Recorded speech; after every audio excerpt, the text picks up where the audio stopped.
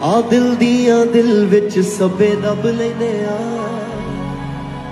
एक गाना मेरे पुराने फैंस लिए, जेडे मेरे पुराने फैंस है ना जी, उन्होंने लिए गाना।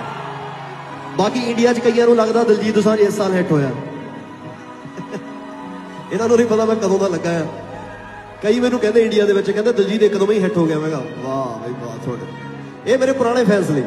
दिल दियां दिल विच सबे दब लैंदे आ, कहना भी चाहिए पर तां भी चुप रहिंदे आ नैणां नूं लोड़ तेरी दीद दी, दूर भी रहना नहीं होंदा। आ दिल नूं तेरे नाल किन्ना प्यार है, सानू ते कहना भी नहीं आउंदा। आ दिल नूं तेरे नाल किन्ना प्यार है, सानू ते कहना भी नहीं